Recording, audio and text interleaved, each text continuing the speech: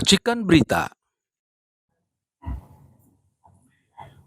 Assalamualaikum warahmatullahi wabarakatuh.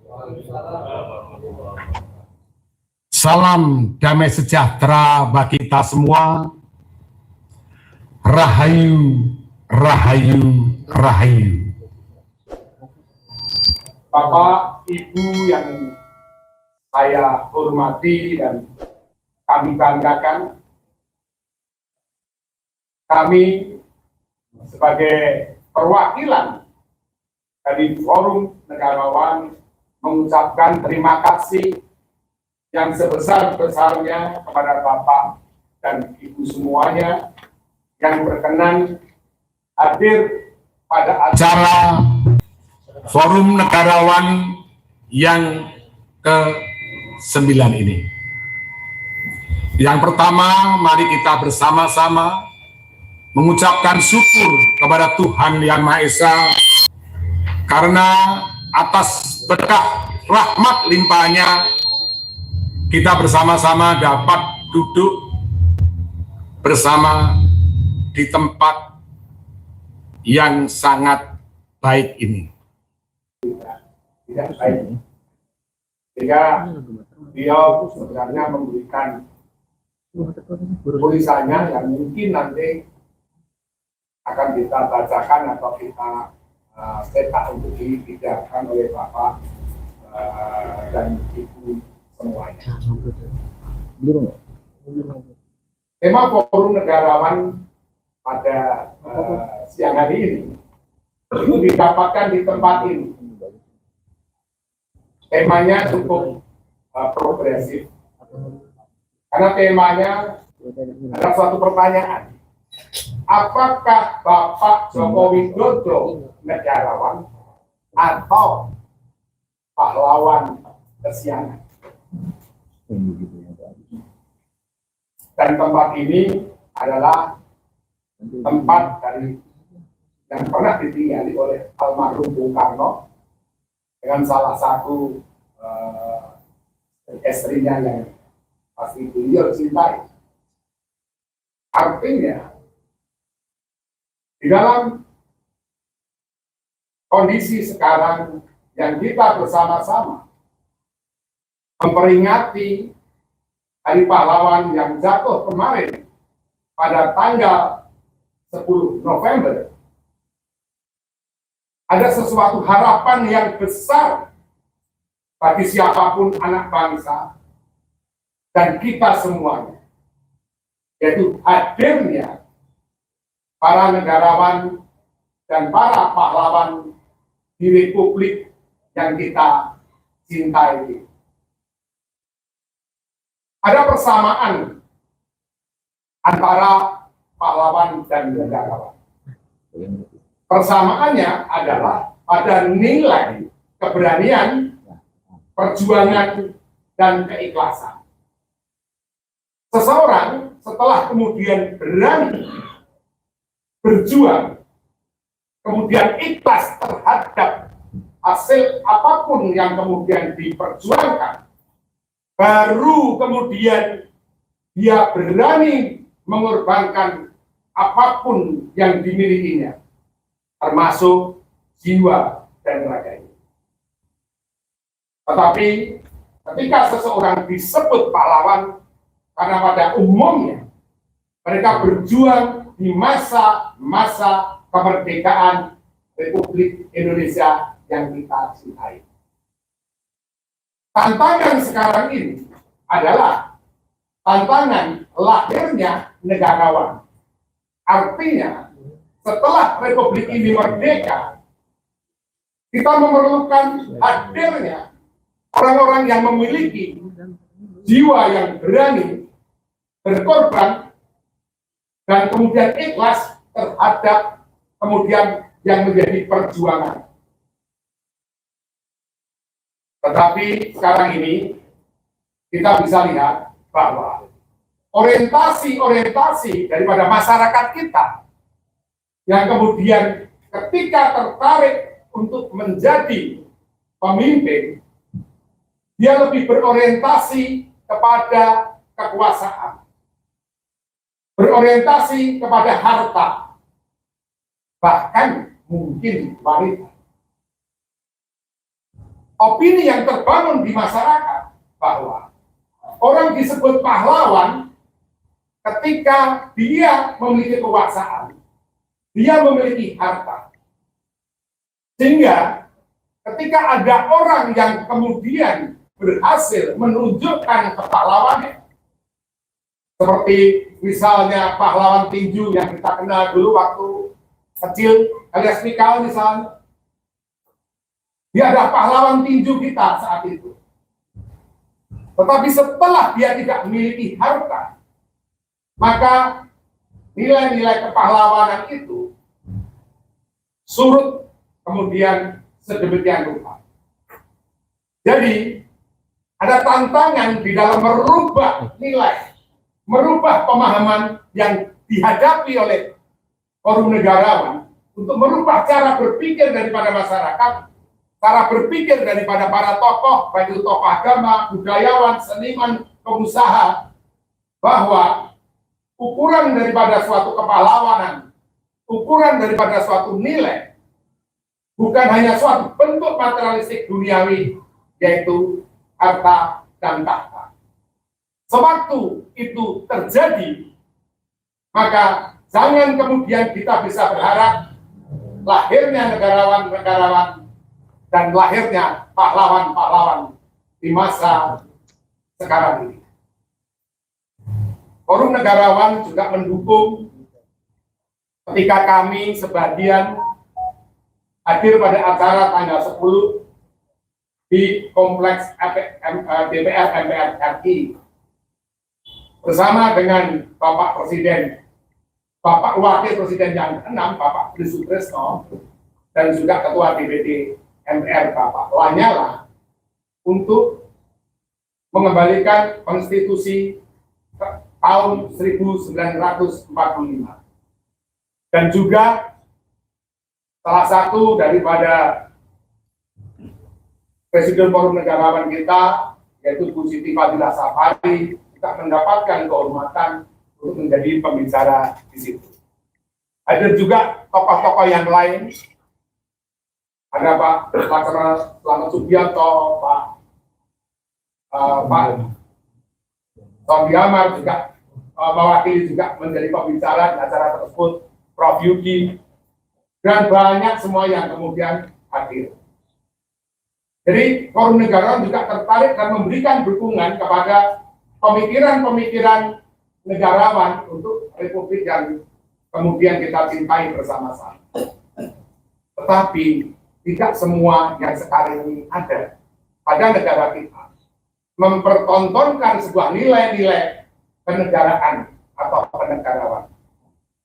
Kita bisa lihat bahwa contoh-contoh yang kemudian diberikan di panggung-panggung politik kita hampir semuanya contoh-contoh yang tidak menunjukkan nilai-nilai kenegarawanan.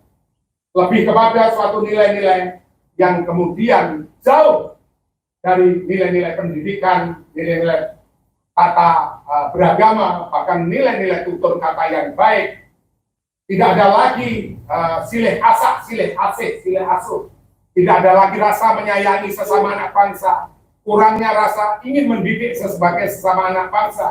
Kurangnya saling membimbing sebagai sesama anak bangsa. Nah, kalau ini kemudian dibiarkan secara terus-menerus, maka ada suatu eskalasi konflik yang kemudian akan terus membesar. Dan itu yang sebenarnya membutuhkan jamasan, membutuhkan suatu endapan, bahkan pegangan, termasuk bagaimana Forum Negarawan bisa berdiri di tengah untuk tetap menjaga tegak berdirinya bangsa dan negara ini. Kita juga ingat, baru saja terjadi di Solo, ketika teman-teman dan saudara-saudara kita dari PDI Perjuangan memunculkan dan menggulirkan tentang lagu yang berjudul Nandur Pari Tukule Suket Peki. Nandur Pari Tukule Suket. Artinya, dalam bahasa yang lain, teman-teman PDI mengatakan bahwa mereka maksudnya menanam suatu kebaikan tetapi yang kemudian didapat atau yang diunduh dipanen adalah keburukan. Dan di tengah kondisi-kondisi seperti itu, pastinya banyak masyarakat yang kemudian mengalami kebimbangan, banyak kemudian masyarakat yang kemudian merasa cemas, khawatir terhadap kondisi bangsa dan negara kita. Umpamanya masalah keamanan, masalah keharmonisan, masalah ketentraman. Dan juga kita juga dapat telepon dari banyak pengusaha yang mereka khawatir terhadap kondisi-kondisi yang sekarang terjadi. Maka nanti kita akan pastinya menginginkan juga pandangan-pandangan dari para Presidium Forum Negarawan. Bagaimana kalau salah satu rencana ke depan Forum Negarawan untuk dapat menjadikan kita sebagai orang yang kemudian di tengah, orang yang selalu memberikan ketentraman pada bangsa ini, supaya di tengah-tengah politik yang sekarang semakin memanas ini, ada yang menenteramkan, ada yang mendinginkan, ada yang mencoba menjadi bapak bangsa, ada yang mencoba menjadi ibu bangsa, dan itu diharapkan serta dinantikan. Terima kasih sekali lagi Bapak dan Ibu semuanya. Kita sudah putaran yang ke-9 setiap tanggal 11 Agustus 11 kita selalu menjalankan kegiatan kebersamaan kita di Forum Negarawan. Semoga ini bisa menjadi forum yang kemudian terus berlanjut, menjadi forum yang terus kemudian bersama-sama.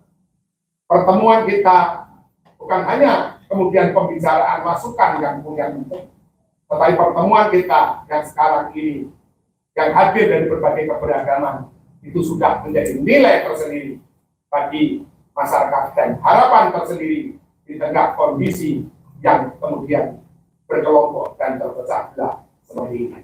Terima kasih. Wassalamualaikum warahmatullahi wabarakatuh. Salam damai sejahtera bagi kita semua. Rahayu, rahayu, rahayu. Sagung agung dumadi bangsa Nuswantara. Amin. Terima kasih. Assalamualaikum warahmatullahi wabarakatuh. Selamat siang, salam sejahtera, shalom, om swastiastu, namo buddhaya, salam kebajikan. Bapak Eko yang saya hormati, Pak Yudi, pemimpin sidang, dan semua para hadirin Bapak Ibu yang sangat luar biasa ini yang saya hormati, saya banggakan. Izinkan saya bicara di sini mungkin 10 menit kalau boleh ya. Pertama tadi menanggapi pertanyaan apakah Pak Jokowi ini negarawan atau pahlawan kesiangan. Mungkin meskipun di depan sedikit saja saya akan singgung bahwa intinya seorang negarawan itu tentu akan tidak mementingkan diri sendiri, tidak mementingkan keluarga. Negarawan akan berpikir membangun suatu fondasi-fondasi kokoh untuk ke depan, dan negarawan pun akan melihat bagaimana ancaman strategi itu dibuat dalam berbagai ancaman dan sebuah angkatan negara. Nah, kalau pemimpin itu tidak, ya berarti tetap dalam bahaya, membawa bahaya, dan itu akan menilai sendiri. Tapi betul sekali Ibu Fadila, tetangga saya satu RW. Saya ingin membicarakan yang ke depan saja sesuai dengan keahlian yang saya miliki. Saya 20 tahun di Departemen Dalam Negeri, 20 tahun di Bappenas dan Selatan. Nah, yang ingin saya sampaikan adalah bagaimana kita membangun negeri ke depan mencapai betul Indonesia Emas tahun 2045. Saya bersama dengan para guru besar Institut Teknologi Bandung itu pernah membahas membuat satu rancangan garis-garis besar haluan negara. Garis-garis haluan negara itu intinya harus berbasis dua hal, Pancasila dan geografi Indonesia yang sejati di sebagai negara kepulauan terluas di dunia. Kenapa GBHN kok dimunculkan? Karena melanjutkan pertemuan kemarin bahwa kita ingin kembali lagi ke Undang-Undang Dasar 45, 1945, bukan meneruskan Undang-Undang Dasar palsu 2002. Saya kira itu sudah tidak ada pilihan lain, harus kembali. Nah, ketika kita kembali berarti harus ada GBHN lagi. Namun tentu saja dengan beberapa adendum kemarin disampaikan adendumnya barangkali salah satunya adalah yang tentu membatasi periodisasi. Yang kedua GBHN. Nah ini GBHN ini kalau yang lalu-lalu itu dalam satu ketetapan MPR nomor sekian tentang GBHN. Kiranya tidak berlebihan kalau di masa depan kita memiliki GBHN itu untuk payung segala macam ketetapan. Segala ketetapan itu diturunkan dari garis besar haluan negara yang akan meliputi paling tidak kalau saya sebutkan paling tidak 10 ya, pembangunan manusia, masyarakat dan budaya, pembangunan iptek, pembangunan manusia dan masyarakat, pembangunan iptek, budaya, pembangunan kehidupan beragama, lalu ideologi, politik, lalu ada pembangunan ekonomi, pengelolaan sumber daya alam, ada pengelolaan wilayah yang terkait dengan wilayah, tata ruang lingkungan, lalu ada pertahanan dan keamanan, ada tata kelola pemerintahan, ada luar negeri, dan ada yang terakhir yang mendasari semua adalah hukum.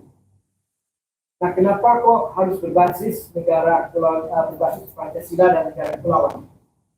Saya kira kalau kita harus berbasis Pancasila tidak usah kita saya kira harus sudah diyakini dan tidak usah didasarkan kembali berbasis Pancasila itu. Nah, kalau berbasis geografi negara kepulauan, memang mungkin sejak perjanjian Giyanti ini ya Pak saya yang orang laut ini, kita sering lupa atau mungkin memang belum memiliki nilai-nilai bahwa kita ini bangsa laut, bangsa bahari. Kita sejak perjanjian Giyanti memang dilarang membangun kapal, dilarang perdagangan antar pulau. Jadi budaya dan sebagainya sudah budaya darat saja. Nah, negara kepulauan ini sangat luas, hampir seluas Eropa. Di Eropa itu negaranya banyak yang lurus. Di kita hanya Indonesia. Kayaknya juga sangat luar biasa, hutan, tanah, air, migas, minerba, laut, udara, angkasa, bahkan rute penerbangan itu adalah aset. Bahkan frekuensi radio, telekomunikasi itu adalah aset. Memang sudah banyak undang-undang, sudah masing-masing punya undang-undang, masing-masing ada pengelolanya yaitu kementerian dan lembaga. Tapi eksploitasi besar-besaran selama ini, ya, memang sejak Orde Baru ya, dimulainya, ternyata sumber alam ini didominasi, dikuasai, dan untuk kekayaan segelintir menjadi orang-orang terkaya di Indonesia bahkan berkelas dunia dan asing. Sedangkan masyarakat Indonesia tetap karakteristiknya adalah masyarakat yang 10% kurang lebih miskin. Miskin itu tidak bisa makan, tidak cukup makan. Yang hampir miskin, ada keponakan baru dipecat, misalnya baru selesai dari COVID, itu hampir miskin. Karena susah dia mobil beras, hampir miskin. Itu jumlahnya hampir sama, hampir 2 kali bahkan. Lalu yang susah hidup, siapa yang susah hidup? Adalah yang mereka mendapat UMR dan ke bawah. Di sekitar kita, ada driver, ada pembantu rumah tangga, ada warung kaki lima Jepang, ya, itu susah hidup. Susah membiayai anak ke sekolah, susah membiayai pendidikan, ya, kesehatan, dan sebagainya. Susah hidup. Kita harusnya sedih melihat jalan Tamrin dan jalan Sudirman, Kuningan yang begitu hebat gedung-gedungnya, tapi jam makan siang yang turun adalah orang berdasi dan berbatik pergi ke kaki lima. Apa artinya? Teknokratisme kita selama berpuluh tahun tidak berhasil. Ada seorang menteri keuangan, ya harus saya sebut, yang dua kali masa periode presidensi, 20 tahun. Tapi kok tidak bisa mengubah? Saya tidak yakin kalau beliau tidak bisa. Ya. Beliau sangat cerdas, saya tahu.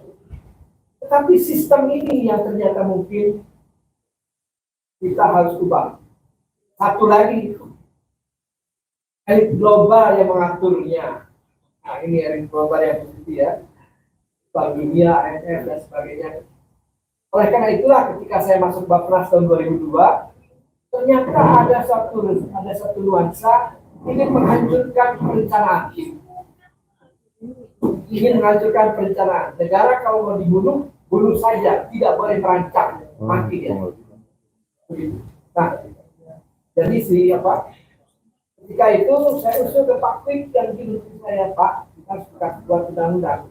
Karena di sono, di sebelah di lapangan Banteng sedang dibuatkan undang-undang oleh IMF tentang keuangan negara. Yang isinya memfragmentkan uang sedikit itu sehingga tidak berhasil apa-apa, tidak jadi apa-apa. Sesuai dengan usulan belasan ribu kebutuhan pokok setiap tahun. Itu berlaku sampai sekarang loh. Nah, tapi tanggap, tapi teman-teman eselon 1 di Bappenas, teman-teman saya yang masih berpikir terbulan, Bapak ini saya bikin, Pak, 3 kali saya lihat itu, Pak Menteri sudah ada di DPR, kalau Pak Palu kita buat, betul, di sana Pak Palu di Palang buat, akhirnya dibuat undang-undang, saya cepat undang-undang. Alhamdulillah selesai, tapi itu undang-undang terpaksa, yang sangat sedikit sekali, dan banyak partian. Nah, kemudian ke depan bagaimana ini? Bapak Ibu, salah satu kelemahan kita adalah mengelola sumber daya alam. Sementara uang yang terbatas, sumber daya alam ini diberikan kepada segelintir orang. Diberikan kepada segelintir orang sumber daya alam itu dan orang asing. Jadi kita makin mikir, makin sulit. Sebenarnya sumber daya alam ini harus berdasar pasal 33. Pasal 33 ayat 1 berbunyi ekonomi Indonesia disusun dengan usaha bersama. Usaha bersama jelas bukan usaha Sinarmas, bukan usaha Lipo, bukan usaha apapun sendirian. Tapi yang sudah ya boleh buat karena undang-undang kita belum ada. Nah, harusnya bagaimana usaha bersama itu? Apakah koperasi? Tidak juga hanya itu, karena koperasi kita tahu kenapa susah tumbuh. Bersama itu kan bisa swasta jagoan seperti Sinarmas bersama BUMN yang nggak boleh korupsi, tapinya bersama BUMD provinsi dan kabupaten yang juga sebetulnya tidak boleh korupsi. Masyarakat setempat dikoperasikan, karyawan dikoperasikan, berbagi sahamnya itu sudah usaha bersama. Itu tujuan kita. Nah, kalau lembaga berusaha bersama ini terbentuk, maka semua orang akan jadi orang kaya. Tidak ada lagi orang miskin. Itu. Nah, sampai ke sana apa sebetulnya yang memang belum terjadi? Ternyata kita memang tadi beliau mengatakan Indonesia ini tidak dengan Ibu Fadila tadi, ternyata kita tidak paham mengelola aset. Sumber daya alam begitu kaya, itu tidak dikelola sebagai manajemen aset. Siapa usul ambil, serahkan ambil. Nah, sebaiknya sebelum ditentukan akan diapakan, konservasi kah, untuk fasilitas publik kah, atau untuk kegiatan khusus. Karena saya sedih melihat tentara mau latihan tidak punya tanah, berebut dengan rakyat. Aduh, ada yang salah ini. Bagaimana untuk latihan, untuk meluncurkan roket, untuk menaik dan sebagainya. Nah, yang keempat untuk pengusahaan. Nah, sebaiknya ke depan sebelum ditentukan untuk apa itu harus inventarisasi dulu. Barulah valuasi, setelah divaluasi kemudian barulah diberikan pengusaha besar dan menengah harus berbagi dalam usaha bersama. Itu GBHN-nya kok saya condong jadi ke ekonomi dan sumber daya ya. Karena memang ternyata itu mendasar. Tapi Tapi sebetulnya yang mendasar itu bisa dibuat. Nah, bagaimana harapan ke depan? Harapan sebelum Pilpres ini, kalau boleh, yang pertama digaungkan kembali ke Undang-Undang Dasar 45. Sehingga menjadi GBHN. Itu grand design-nya. Dan kalau Bapak Ibu ingin share, saya juga sudah punya rancangan GBHN yang bisa dikutak-atik lagi sama teman-teman, ya. Dengan 10 ketetapan MPR, ada kisi-kisi undang-undangnya, sehingga tidak mungkin lagi undang-undang itu akan disiasati oleh para petugas partai. Saya sangat sepakat kalau MPR inilah rumah kedaulatan, di mana DPR hanya sepertiga, yang 2/3 adalah utusan. Utusan golongan, utusan daerah. Utusan daerah tidak usah di-vote karena tokoh raja, sultan, adat sudah ada, tinggal diangkat. Lalu tokoh golongan, golongan siapa? Golongan ilmuwan. Ilmuwan agama, ilmuwan sains, teknologi, humaniora, semua sudah ada. Tinggal diangkat ketua-ketuanya. Ada gender, ada TNI Polri yang tidak boleh berpolitik atau tidak partisan, masuk, disable dan sebagainya, masuk ke sana. Jadi rakyat yang 2/3 inilah yang menentukan kemenangan ketetapan MPR harus begini, harus begini, harus begini, harus begini. Isinya undang-undang pemerintahan daerah harus begini, undang-undang pertahanan harus begini, undang-undang terorisme harus begini, undang-undang ekonomi harus begini. Semua mereka dulu barulah dibuat oleh DPR petugas partai yang kerjanya memang membuat undang-undang. Begitu, ya. Itu kenapa harus ada GBHN yang grand design. Lalu kemenangan, kalau boleh ini sudah jadi, kembali ke Undang-Undang Dasar 45, maka siapapun presiden akan harus begitu. Lalu bagaimana persoalannya dalam kericuhan? Boleh sedikit mungkin saya share. Ketika saya pulang dari Amerika tahun 91, saya lapor ke menteri saya, Menteri Dalam Negeri, Jenderal Rudini. Waktu itu saya lapor, tapi dirjen saya malah cerita, si Sondi ini pernah bikin gaduh Pak Menteri di Amerika Serikat, tapi dalam kaitan positif. Apa tuh katanya? Dia bikin gaduh, dipanggil sama atas pertahanan, karena membuat makalah Catastrophe of Political Order. Akan terjadi bencana politik, itu tahun 86 saya buat. Memprediksi tahun 93 atau mundur 98 akan jadi bencana politik. Terjadi kan? Nah, ketika itu Pak Rudi bilang, kenapa tuh? Ya, ada 3 macam, distrust, dissatisfaction, disunity. Hati-hati hal ini yang tadi Ibu Fadila takutkan, ya. Ini ada nggak sekarang ini? Nah, lalu apa solusinya? Waktu itu saya lapor, solusinya 3, Pak. 1, desentralisasi, negara sebesar Eropa ini tidak bisa lagi dikelola secara sentralistis, bisa hancur, pecah seperti Soviet, harus terbagi kerjanya. Yang kedua, demokratisasi. Waktu itu karena tentara dominan, 22 gubernur dari 27, 250 bupati dari 300 itu tentara, dan KBA 60%. Kalau itu bagus, konsepnya atas dari A sampai ujung gunung bagus, sampai lembah bagus. Tapi kalau dari pusatnya itu sudah ada masuk keinginan oligarki, keinginan yang bukan-bukan, itu harus dikawal sampai ke Babinsa, maka rusaklah negeri ini. Itu 1. Waktu itu Jenderal Benny Murdani langsung bagus kan, karena waktu itu langsung dirapatkan setiap bulan dalam rapat Dewan Pertimbangan Otonomi Daerah, hanya 10 orang terbatas rapat begitu, dan saya berikan konsep-konsepnya, Pak Rudini yang cerita, kita buatkan itu. Nah, satu hal yang paling penting ternyata yang belum terbahas adalah memberdayakan, mensejahterakan semua rakyat di semua daerah berbasis sumber daya alam yang kaya. Kalau usaha bersama ini, PT ini milik swasta maksimum 1/3, banyak negara begitu, 1/3, bahkan Skandinavia 15-20% saja swasta jagoan ini. Lalu 2/3 untuk siapa? BUMN. Tapi kita atur kembali, BUMD, provinsi, kabupaten, kota dapat bagi hasil, masyarakat setempat tidak digusur, tapi dapat bagi hasil. Seperti Rempang ini, nggak boleh digusur, harus malah dapat dia, dapat saham, gitu ya. Nah, kemudian adat kerajaan, jadi semua berdaya, semua sejahtera. Nah, mungkin satu lagi yang terakhir, karena saya lebih mungkin teknokratik, tapi kok kalau ini gerakan begini-begini saja, kadang-kadang teknokratisme saya habis sabarnya. Ini harus ada gerakan yang memang masif, terstruktur, sistematik, supaya mengubah Undang-Undang 45 ini, ya, dan mengubah segala sistem yang akan membuat rusak negara menjadi. Kini kita mau dengar Dubes Nuraman sebagai orang yang mengambil dari satu negara ke negara lain, dan orang penceramahnya siapa tahu ada yang bisa kita pelajari dari beberapa public policy di luar negeri, di negeri-negeri yang mungkin mirip-mirip tapi bisa kita kerjakan. Pada Pak Nur, silakan ke tempat yang disediakan, dan moga-moga nanti kita bisa amplifikasi semua konsistensinya.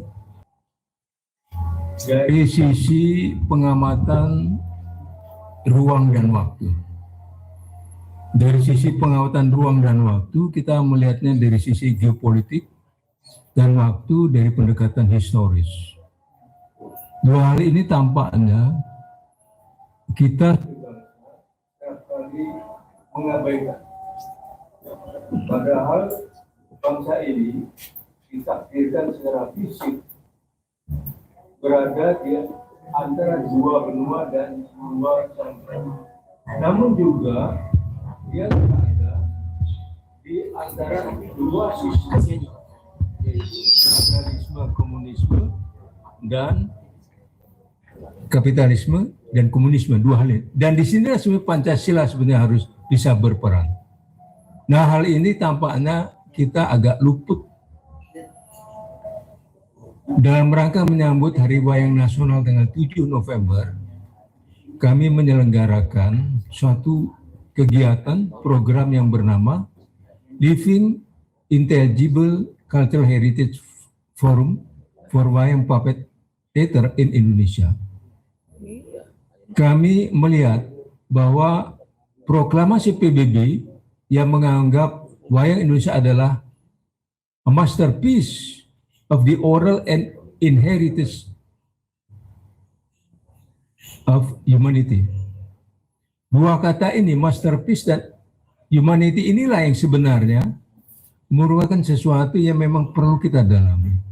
Dan akhirnya kami menemukan bahwa ini adalah persoalan memanusiakan manusia.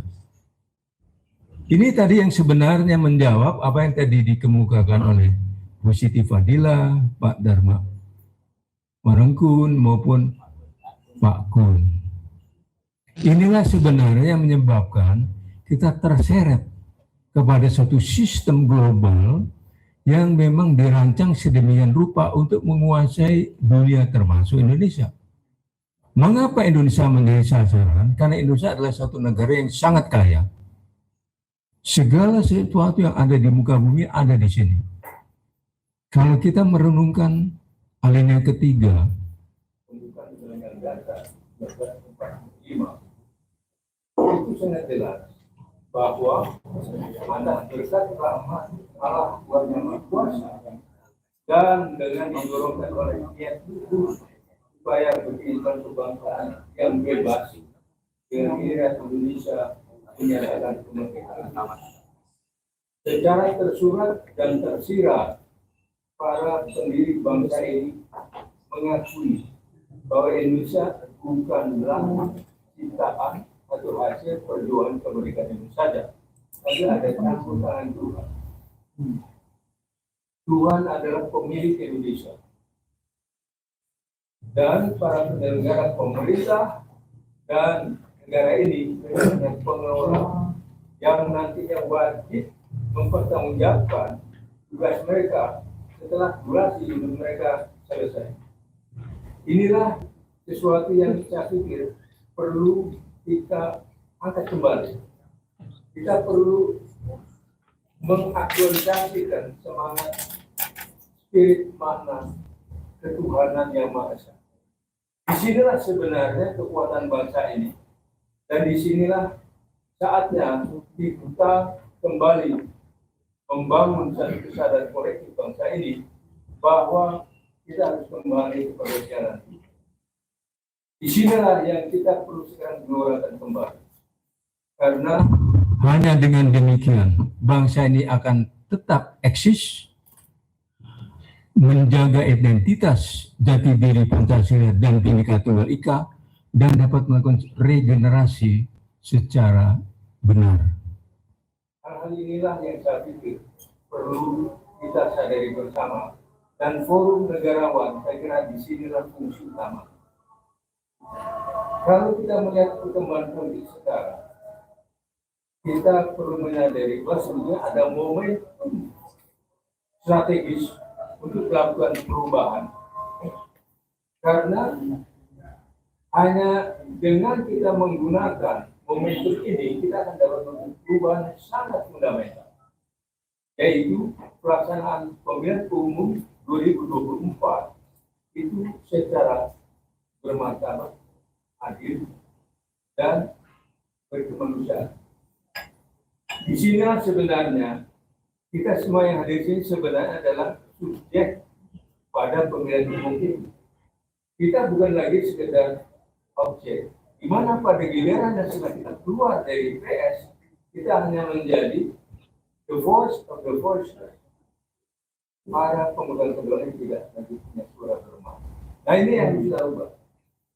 Karena itu, menurut pikiran saya yang sangat sederhana, kita perlu sebagai subjek pada pemilu 2024 Untuk membuat suatu fit and proper test kepada calon presiden dan calon wakil presiden maupun calon legislatif.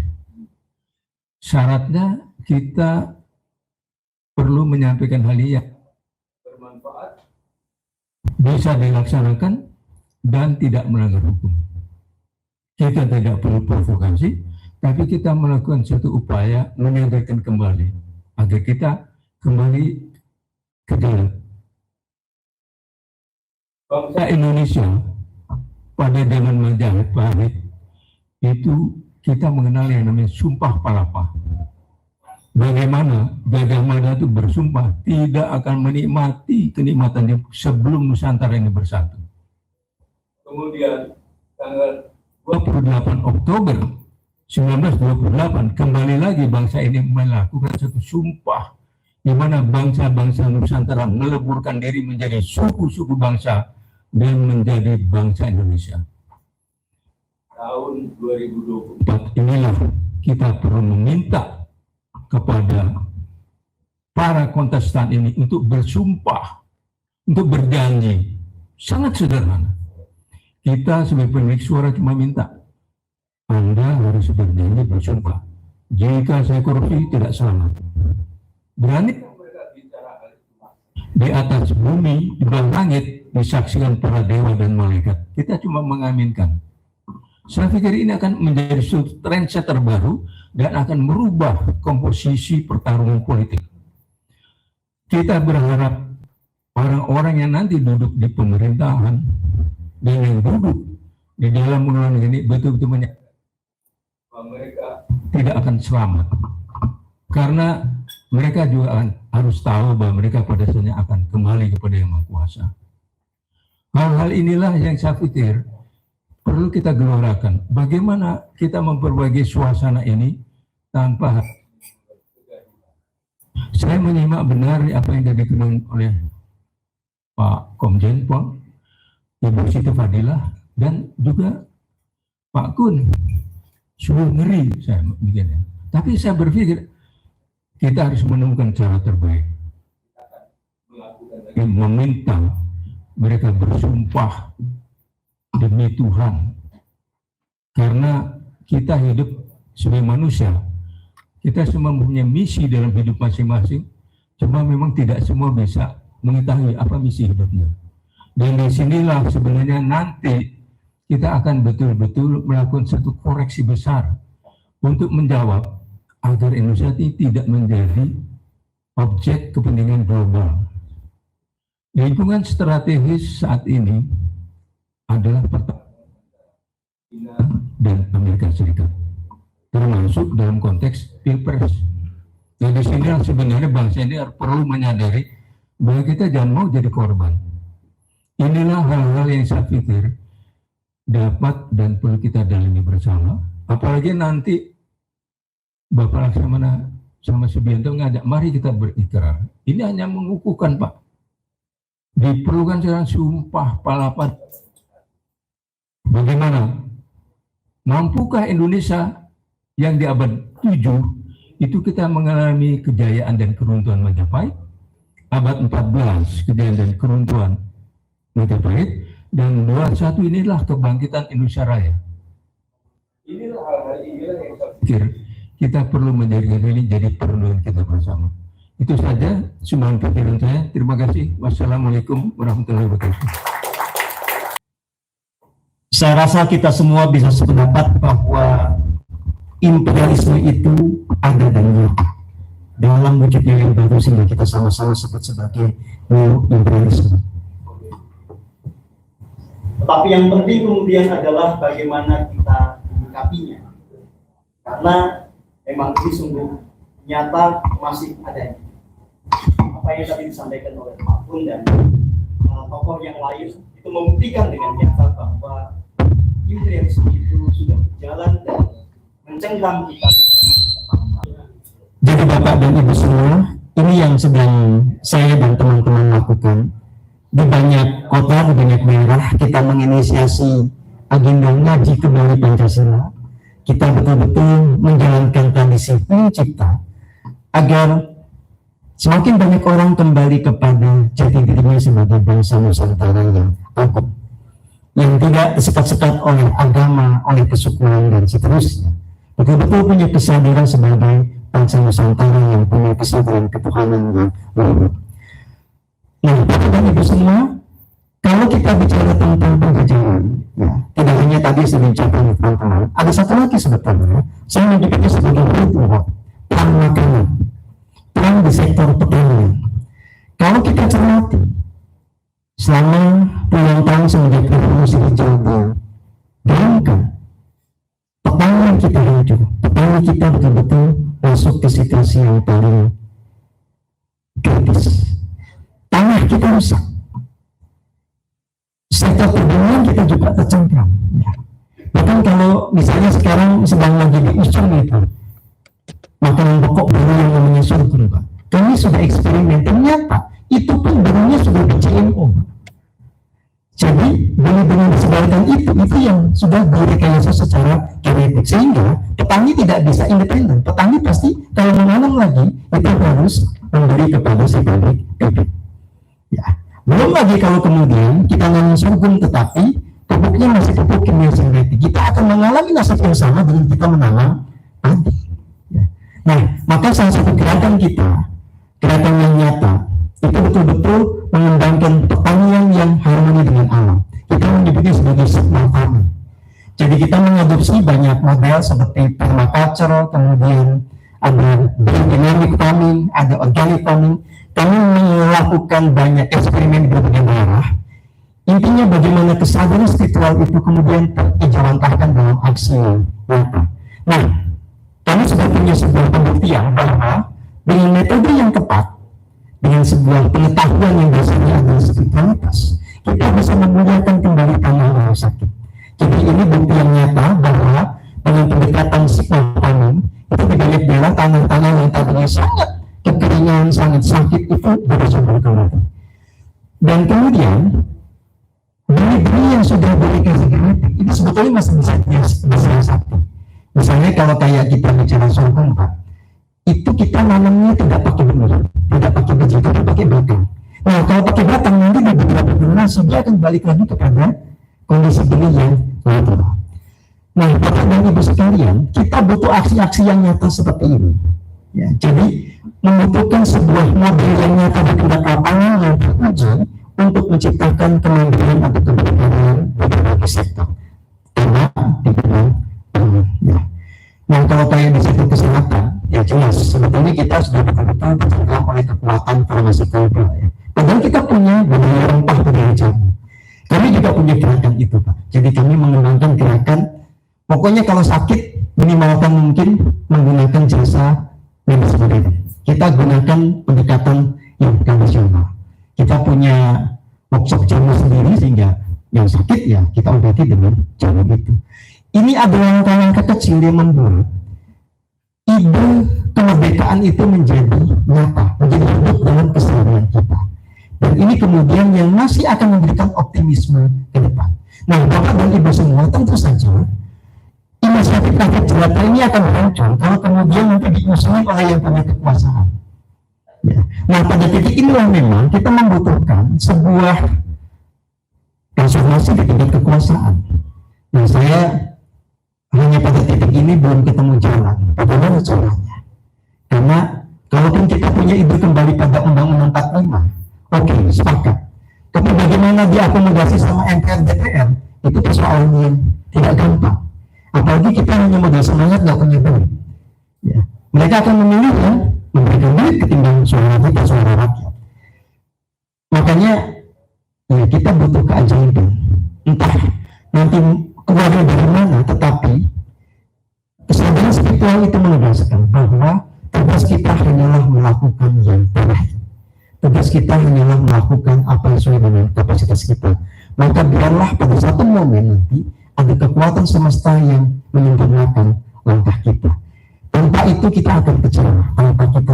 Tanpa betul-betul menyadari kemungkinan adanya keajaiban ini, kita pasti patah semangat. Karena semua langkah itu pasti akan terbaikkan oleh kekuatan yang lebih besar. Demikian apa yang bisa saya sampaikan. Saya mengajak Bapak dan Ibu semua tetap bersemangat. Kita lanjutkan perjuangan kita sesuai dengan apa yang kita bisa. Terima kasih. Selamat sore. Perkenalkan, nama saya Sumarjo Sumargono JD. JD itu dari Judicial Doktor. Saya ini termasuk muka lalu, udah janggut putih. Ada beberapa hal saya sangat setuju, kita harus kembali ke Undang-Undang Dasar 45. Itu perjuangan kami dengan para pejuang dari tahun 2003 sampai udah kebanyakan udah almarhum Profesor Diniati Hartono almarhum,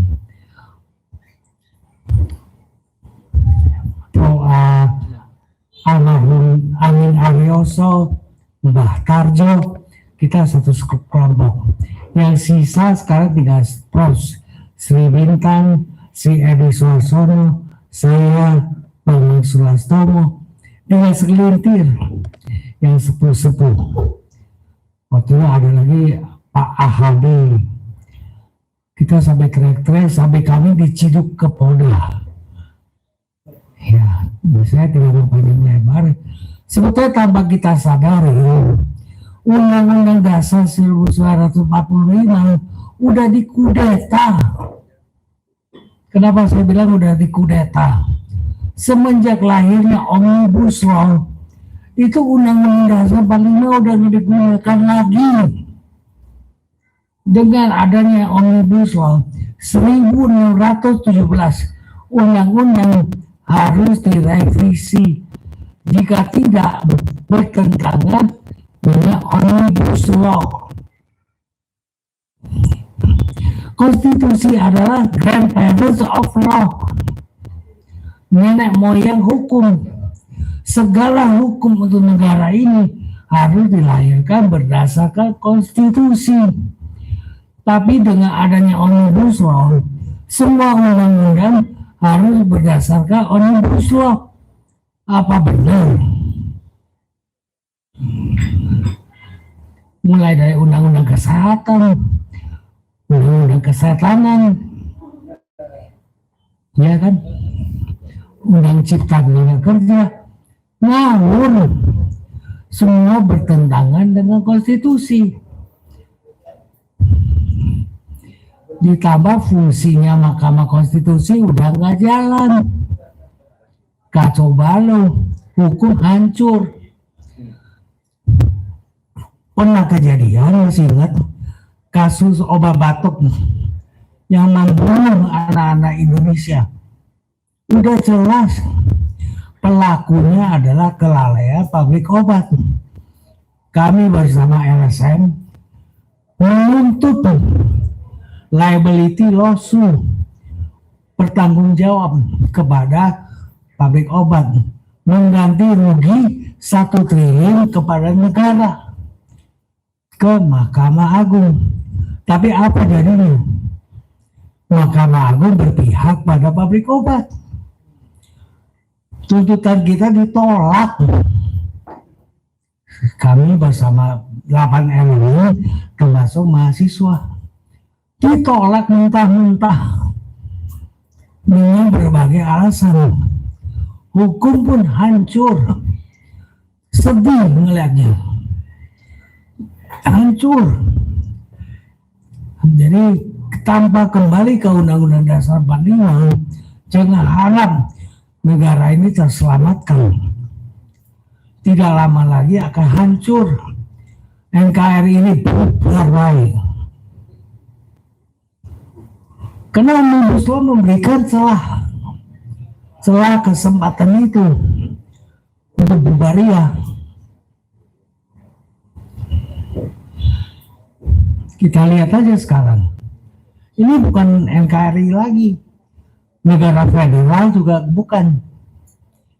Ya, udah ada perda bertentangan dengan undang-undang yang lebih tinggi. Semua dilaksanakan.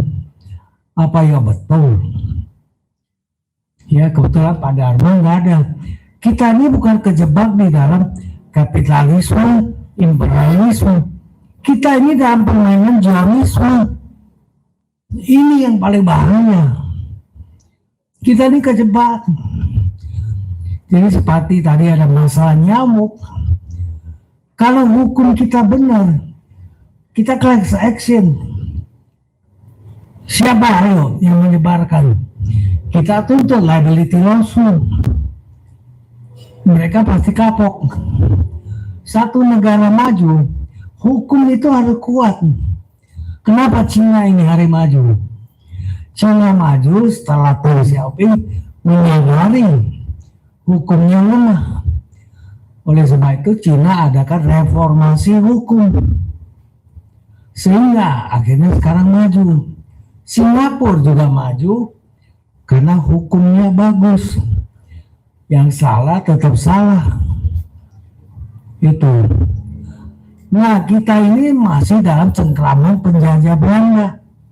Belanda meninggalkan ajaran kepada kita bahwa hukum itu untuk menghukum.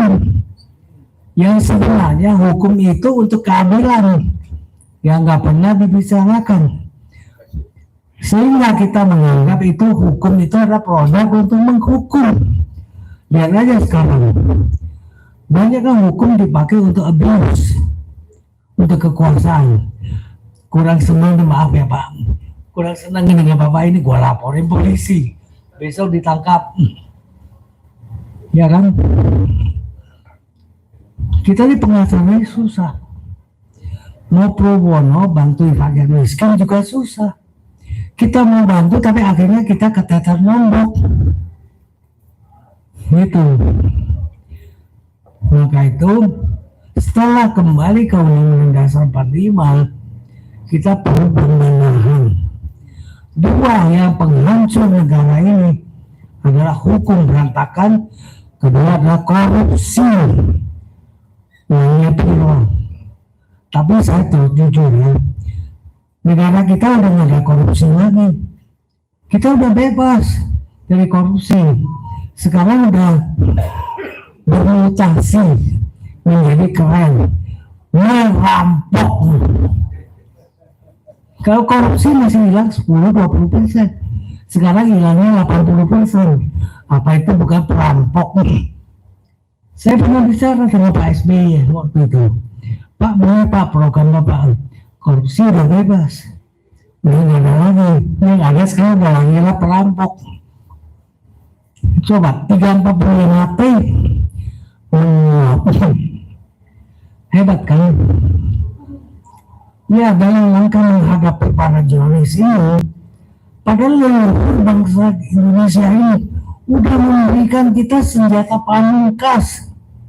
Cuma pada ngoyo, nggak mau gunain. Apa itu senjata pamungkas yang diberikan oleh leluhur bangsa Indonesia? Ini adalah Pancasila. Pancasila itu senjata paling kuat menghadapi 24 protokol Zionis, yaitu sila pertama berketuhanan. Jangan bertuhan. Berketuhanan itu menenggaling, menyatu dengan Tuhan, menyatu dengan alam. Kalau kita ini dikerjain dirubah menjadi bertuhan, sehingga bisa terjadi berantem. Tuhanmu, Tuhanku. Beda Tuhan bisa berantem. Belum lagi beda sebutan. Ada yang nanya saya, Tuhan siapa yang cipta? Saya bilang Tuhan Indonesia yang cipta. Nggak percaya, kamu ke luar negeri tanya, kamu kenal Tuhan? Nggak ada yang kenal. Tapi kamu di Indonesia tahu, tanya orang kamu kenal Tuhan, dan semua orang tahu. Jadi bangsa Indonesia ini kita yang cipta Tuhan. Setelah kedua, berkemanusiaan. Manusia harus berkemanusiaan.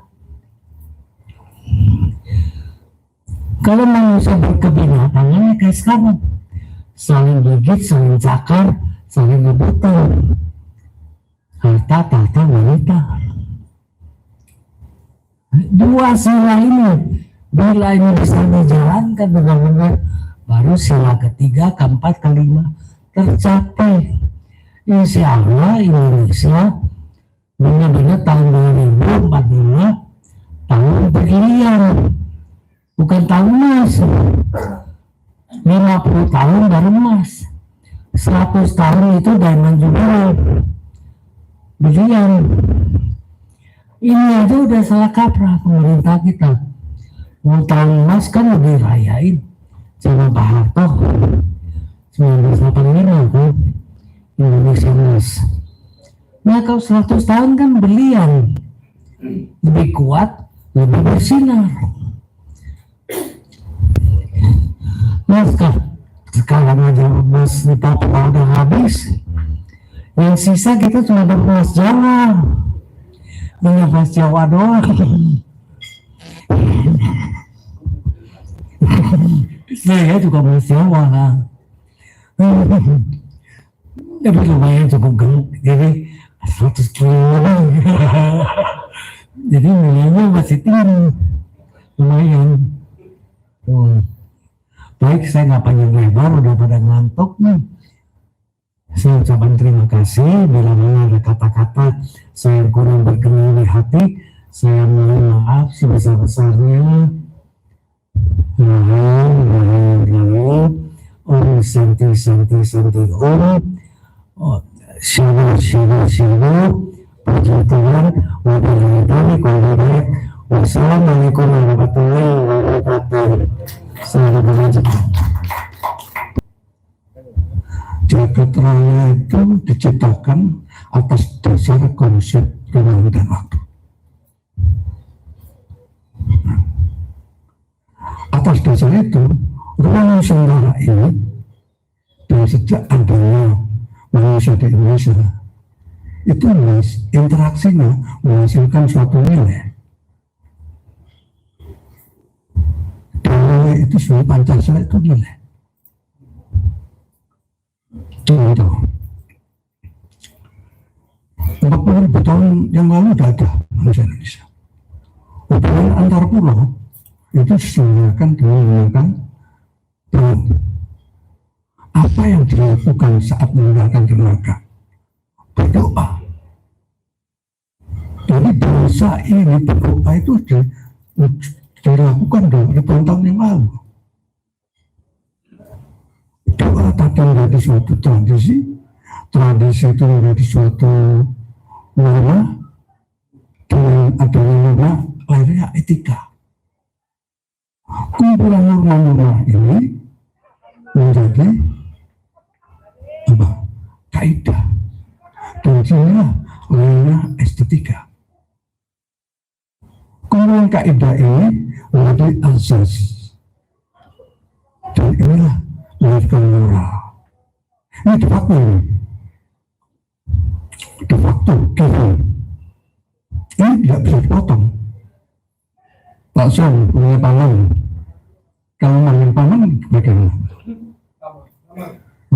Dengan namanya kan? Terus tiba-tiba panggil namanya saja. Tidak beretika kan? Ya. Dan de facto ini harus dirubah bagaimana pelaksanaan teknologi itu bagaimana. Saya teruskan sekali. Kemudian untuk misalnya dari Jawa ke Kalimantan, supaya tidak kesasar ke Sulawesi atau ke Belitung, Bangka Pinang, Bangka Belitung, apa yang harus dilakukan? Harus punya ilmu. Artinya bangsa ini bangsa yang punya kemampuan untuk menggali ilmu.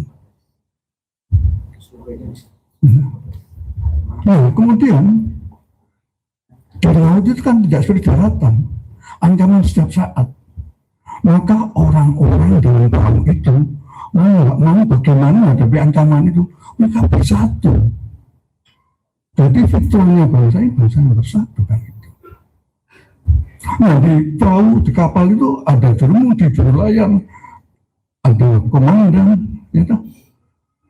Dia kan tidak sembarangan, musyawarah bagaimana menjalankan tadi. Ya. Dan situ ada etika. Jadi fiturnya bangsa ini bangsa yang suka bermusyawarah dan beretika. Empiris ada belajar, ada apa, ya kan satu bentuk bahwa bangsa ini bangsa yang diciptakan oleh percaya dengan paling besar Tuhan, kemampuan mengenai ilmu, kemudian bersatu, kemudian punya etika, dan terakhir bagaimana kapal supaya cepat dikelola layanannya ada profesional. Jadi Pancasila itu nilai yang diberikan Tuhan pada bangsa ini. Contoh sederhana saja, kita punya 4 musim. Kita bisa cari makan musim hujan, musim panas, gak ada lain. Eropa punya berapa musim? 4. Satu musim nggak bisa cari makan. Jadi harus mengumpulkan ini secara nggak langsung membangun karakter individu. Gitu. Nah, nggak ada direbut, suka menyerang, ofensif. Bangsa kita tidak. Nah, masalah dasar. Berikutnya, kalau Pancasila seperti ini, maka orang tua kita itu tidak sembarangan menciptakan atau mau bersepakat menjadi satu bangsa. Landasannya ada.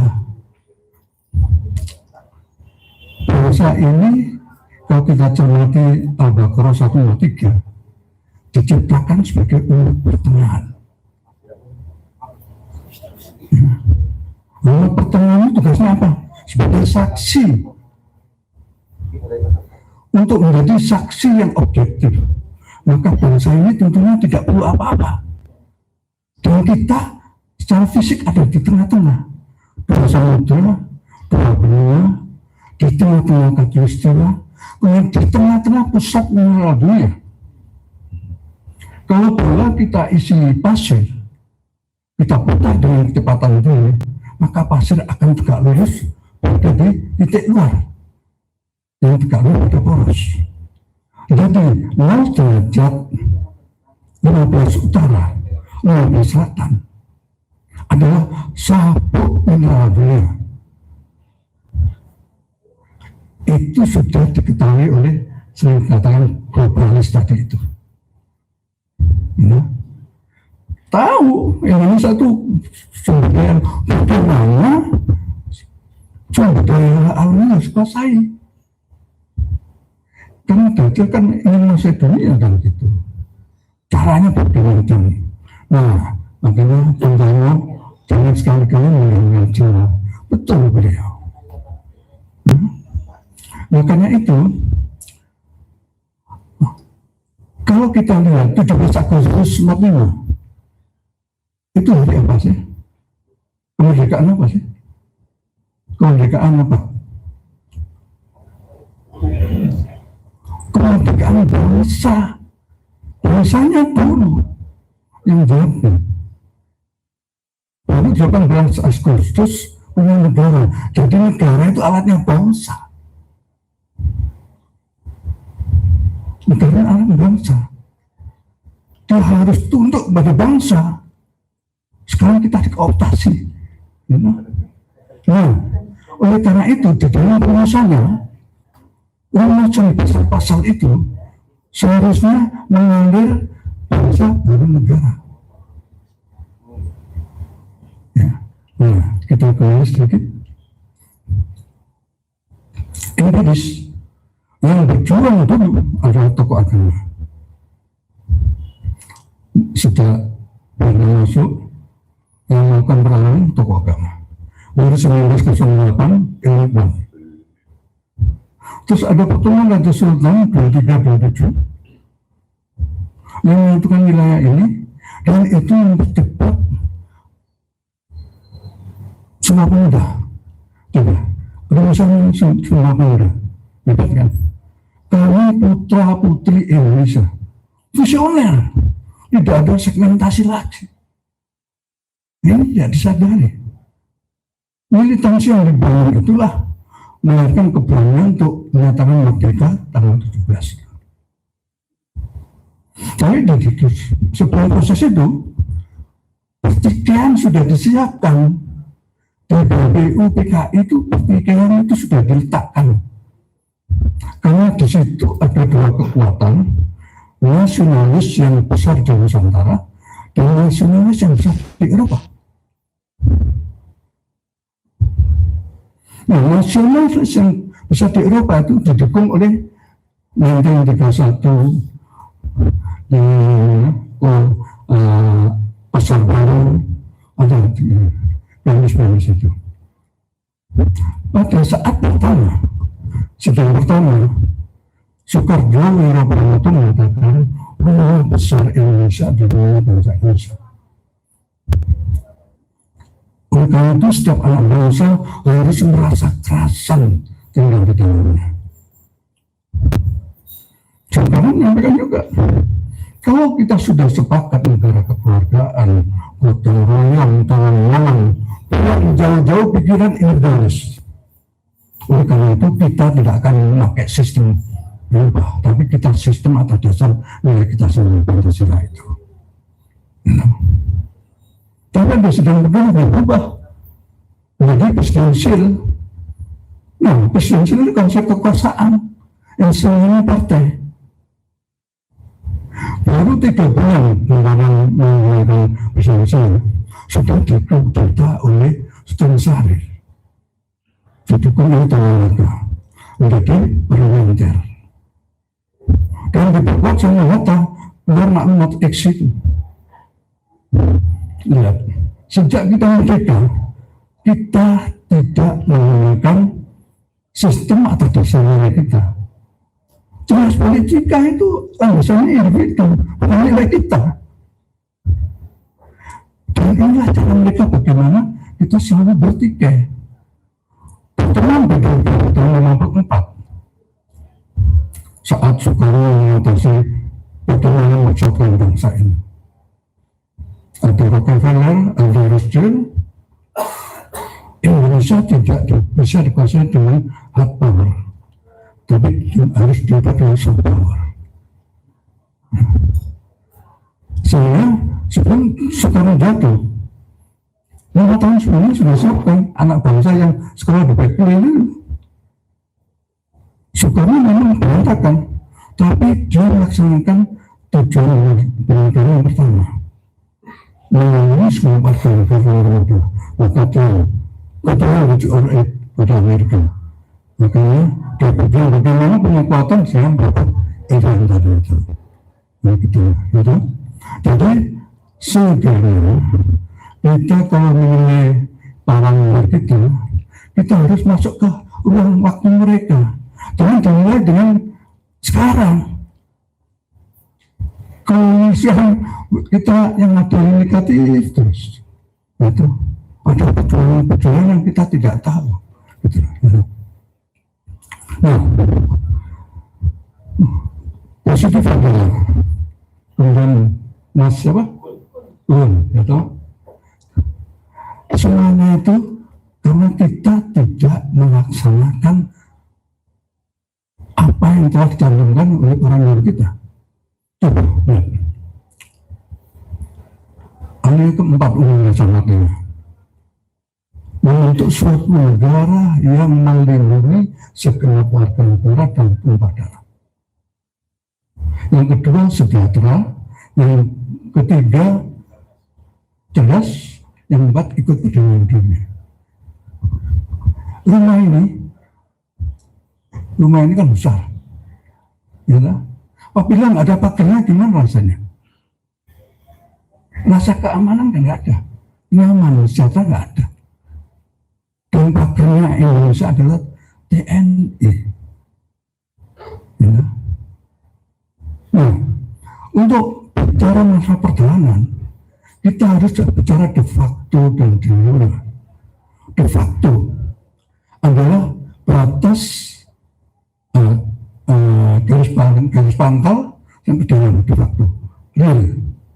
De jure-nya adalah 200 mil plus landas komunitas 300 km. Itu harus dibahas. Dan pertahanan itu tidak hanya militer saja, ekonomi termasuk kesehatan tadi ini yang penting. Itulah ancaman karena di dalam tujuan negara ini kita harus mampu mengurai mana yang sifatnya survival, mana sifatnya vital, mana sifatnya leader, dan mana sifatnya peripheral. Pernah nggak kita mengurai itu? Enggak. Anggota MPR DPR, maaf, nggak ngerti itu. Ya. Nah, oleh karena itu, tahu nggak singkatan NKRI? Negara Kesatuan Republik Indonesia. Kesatuan apa? Kesatuan bangsa-bangsa.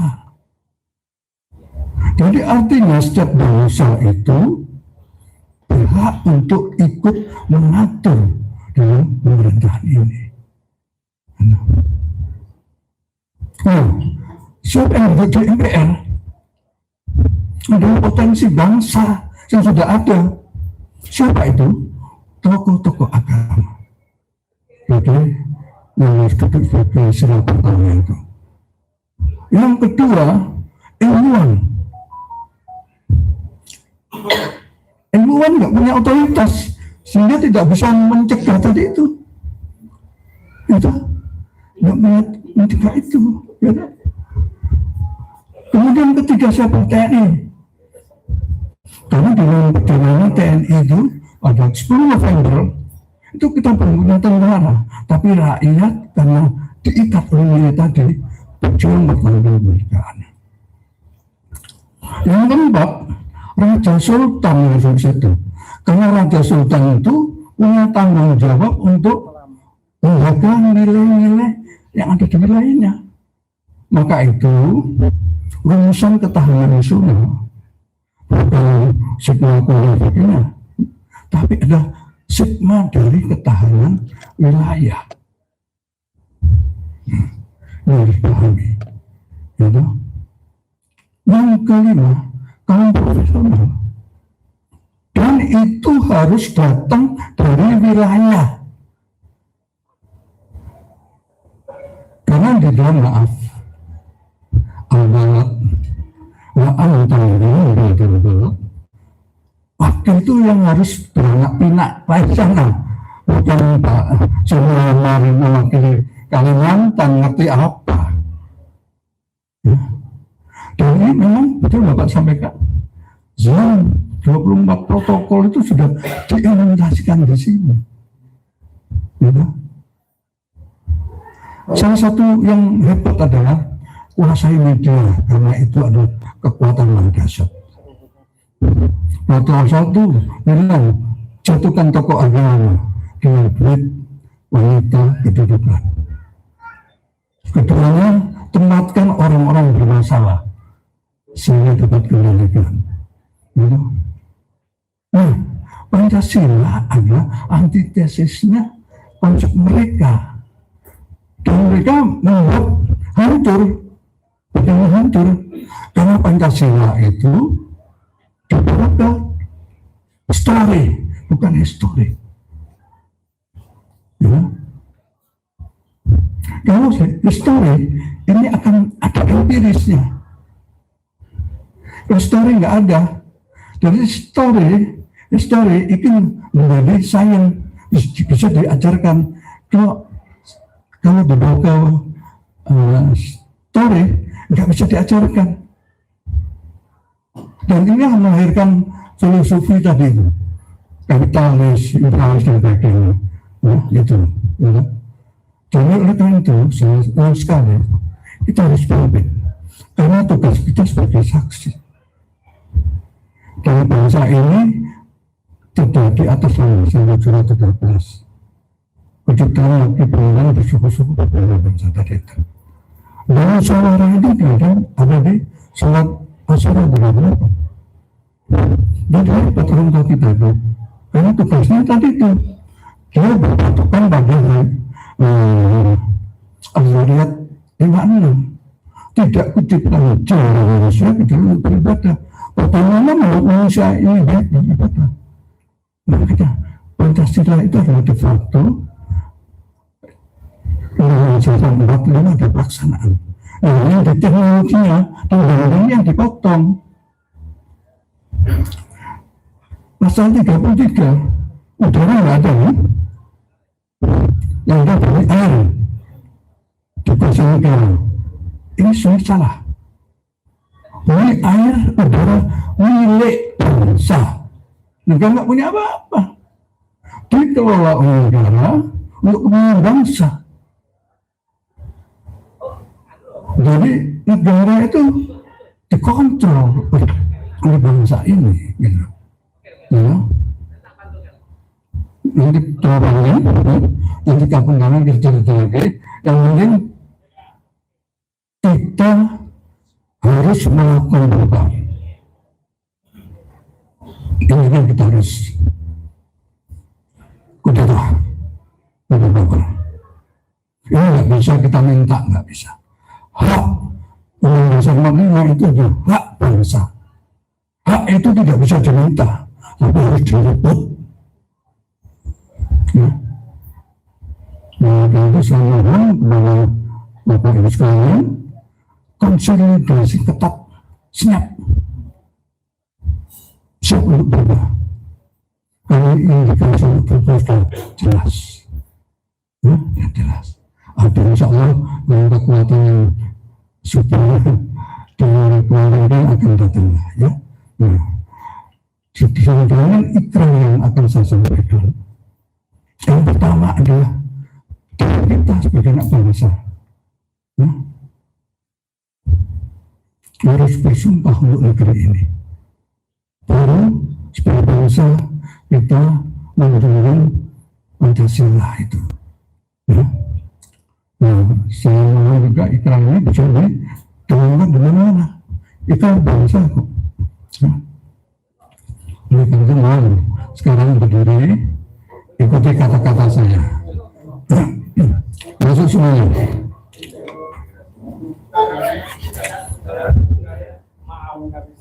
Udah nggak apa-apa, Bapak lengkap imaman. Dengerin. Ya. Oke, supaya semangat. Tangan kanan kita angkat ya, jangan kiri komunis itu ya. Oke. Ikuti kata-kata saya. Aku bersumpah dengan negeri ini. Negara Kesatuan Republik Indonesia.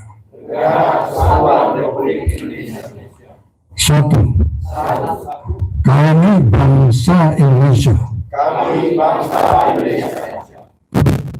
Berketuhanan Esa. Dua. bangsa Indonesia kami bangsa Indonesia berkemanusiaan yang adil dan beradab. Tiga, kami bangsa Indonesia menjunjung tinggi persatuan dan kesatuan Indonesia. Empat, kami bangsa Indonesia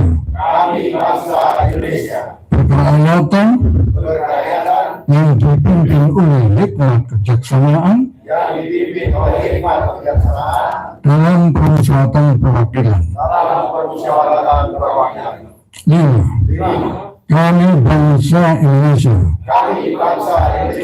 berkeadilan sosial bagi seluruh rakyat Indonesia. Amin. Terima kasih. Semoga hari ini hari yang bisa menyatukan kita sebagai anak bangsa, dan sistemnya mengenai sistem yang akan kita ajukan adalah sistem kekeluargaan, dan sistem betul harus berubah. Jadi presiden itu nanti dipilih oleh MPR. MPR ini siapa? Utusan-utusan dari daerah tadi. Ya, itu mudah-mudahan kita semuanya. Bukan seperti sekarang. Sekarang ini kalau kita teruskan, kita bisa pecah. Yang kalah akan berbahaya untuk mengalahkan lagi. Ya, itu adalah sistem dajjal ya. Oke, saya kira itu. Terima kasih atas perhatiannya. Jadi saya ingin memberikan satu buku kepada para pemudik, yaitu isi dari 24 protokol Zionis Sabu. Mohon diterima.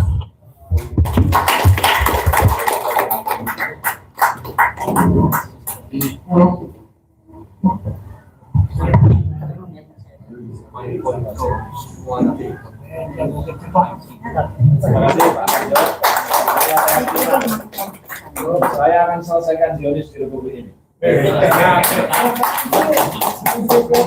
Saya akan kubur mereka. Banyak, terima kasih.